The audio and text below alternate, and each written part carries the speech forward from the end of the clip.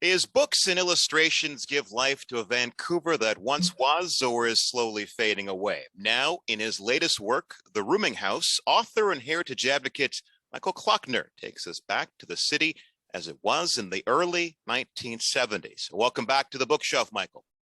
Thank you, John. Now, The Rooming House is a graphic novel, a lovely one at that, and as such, it is a work of fiction, but it's very much rooted in what was then a very commonplace living arrangement, especially in Kitsilano, where the book takes place. Tell me about it. Well, people, there were a lot of old houses in Vancouver in the 1960s, 1970s that had been more or less left behind by I guess you call it the flight to the suburbs, by more middle class people. And they had been converted, some of them had been converted way back in the 1930s, 1940s into kind of mixed accommodation. So you would have little housekeeping rooms, you'd have suites. In other cases, people just lived communally, just sharing, single kitchen, probably one bathroom, maybe two bathrooms, but there could be 10 people living in a house. And all sorts of, I think you'd call it creative arrangements and people moving around and so on.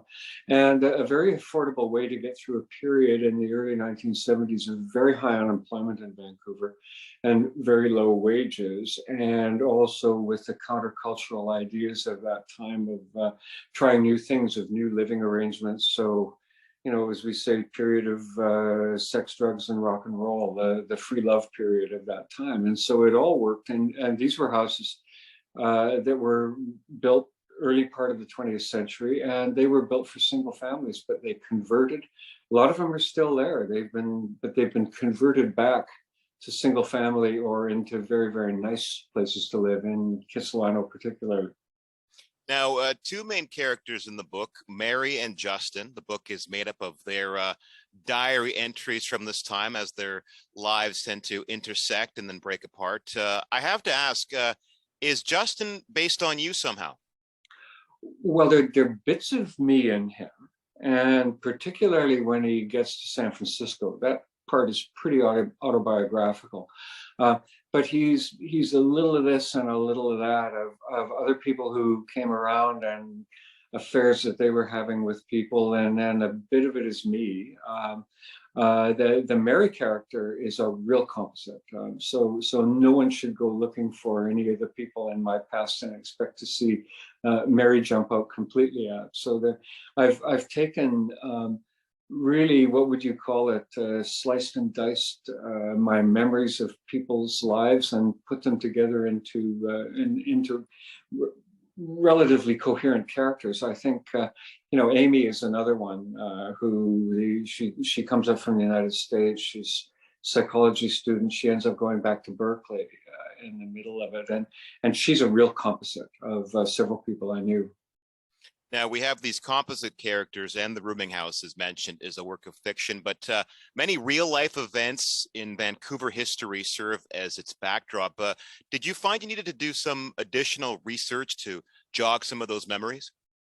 Oh, yeah. And to be honest, John Mackey's This Week in History columns in the Vancouver Sun were good for jogging my memory on that. But there were other people, people I knew quite well. Ken Lester, for example, who was a Yippie leader in Vancouver and editor of the Georgia Straight, and he was the principal organizer of the smoke-in in Gastown that became the Gastown riot. I sort of kept in touch with him a little bit over the years, and with a couple of other people who were around at that time.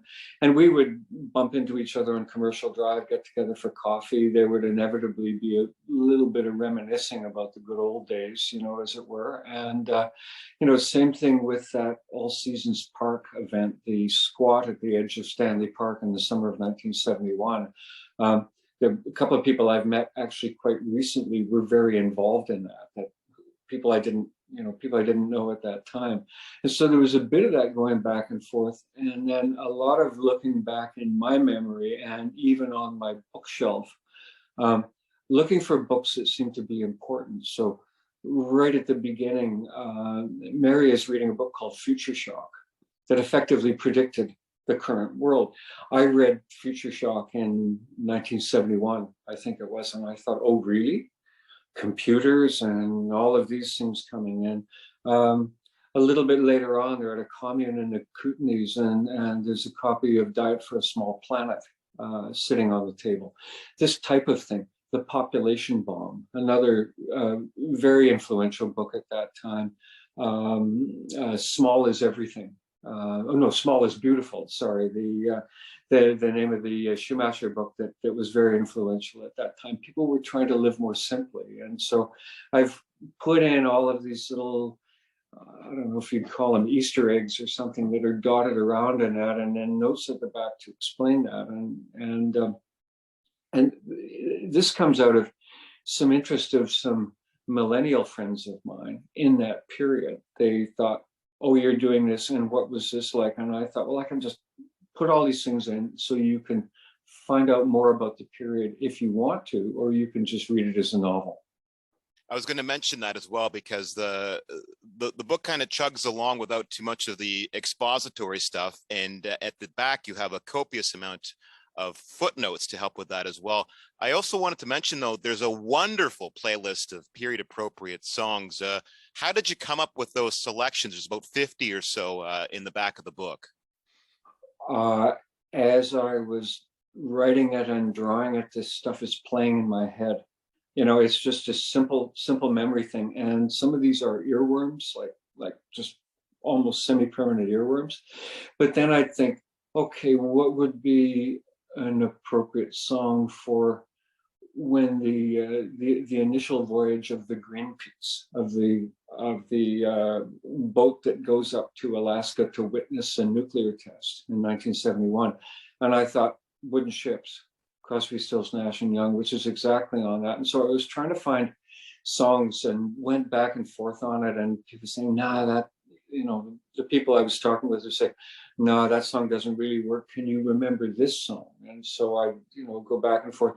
Wanted some Canadian content in there, of course. So we've got lots of Joni Mitchell, we've got Gordon Lightfoot, we've got a Leonard Cohen song, and a couple of Ian Tyson ones too, particularly when he's driving his Volkswagen van across the prairies and Four Strong Winds is playing in the background. So it's that type of thing. And I thought, well, why not? You know, I watch movies and I love the music that comes in, and some of them. And I thought, well, why not have it come in a book?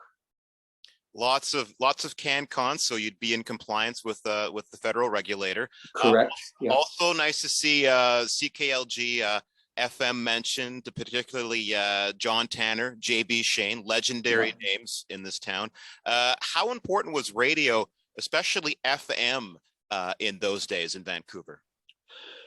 Well, you know, it's funny the way that FM came in for a lot of us, because we couldn't afford an FM receiver. They were quite expensive at that time.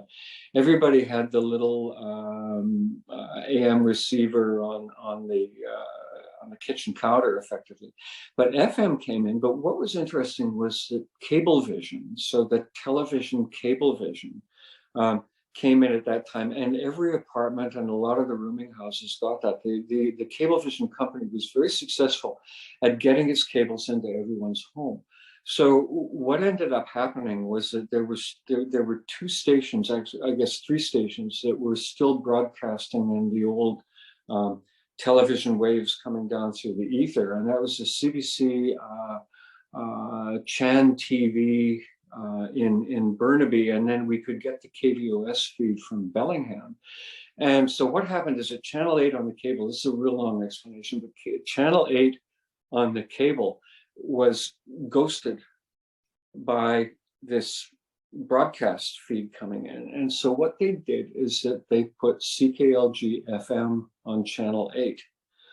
And so if you had a little black and white TV, you could turn it on to Channel 8. And they actually, in the background, they had a kind of a color organ playing, this sort of pulsing thing that you would get at dances at that time. Of course, it wasn't in color because everything was black and white, but that would be the accompaniment. And so everybody was able to listen to LGFM. And this became the outlet for all of the longer form rock and roll music, the art music and stuff that was coming out, because CKLG, CFUN particularly, were the 2 top 40 stations. And that was a little, 3-minute classic of the Phil Spectors and people at that time. And so that was almost for the teeny boppers. And then we who were cool, we would listen to CKLG FM that became CFOX a little later in the 1970s. That's right. Now turning to the rooming house and in terms of lessons for the Vancouver of 2022, what do you think that era can teach us about living arrangements in the city these days? Well, I think modest expectations and modest budgets and people looking for creative solutions, in a sense, living together in multifamily groups, or even as a group of singles, that still really works. And in my neighborhood today, in Grandview, there are still a lot of houses that are lived in the same way, effectively, that they were lived in the 1970s. I think people's expectations are higher now for the kind of housing that they would like to have. You have to own a lot more stuff now. So you need a data plan, and you need an up-to-date phone, and you need all this stuff in order to be able to be part of the world. And so, if there was a lesson of trying to downsize your expectations a little bit, maybe that would be a lesson out of the 1970s, because people really didn't have very much money. People really couldn't dine out. They, 25-cent beer at the Cecil, that was about the limit of entertainment at that point for a lot of people. And, look for ways for simplifying your life. And certainly for a lot of people in the 1970s, it meant going back to the land, moving out of the city, moving into rural areas. And I'm not saying that these things are particularly practical at the moment. It's comparing two very, very different eras.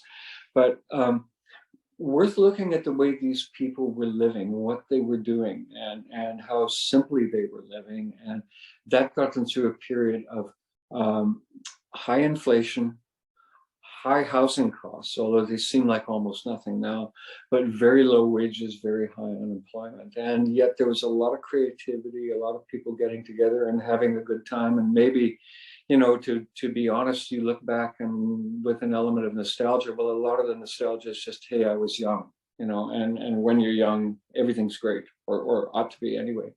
And, but, difficult really to compare the two eras. But I think this kind of communal, shared, looking for solutions together type of living arrangement, you can learn a lot from that today. And I guess people are still running rooming houses these days. They're just called Airbnbs now. Well, yeah, they're Airbnbs, or it will be somebody who will own a second house for whatever reason they will have it, whether it's an investment thing, and they will just rent it out to a group of people, and there'll be be modest accommodation, effectively, and that's what that's how people get through to the point that they're getting themselves established. And my character Justin in it, he's got this mantra that he chants, that money buys him time. He doesn't really care about acquiring things. He wants time, and the time that he wants is time for him to create.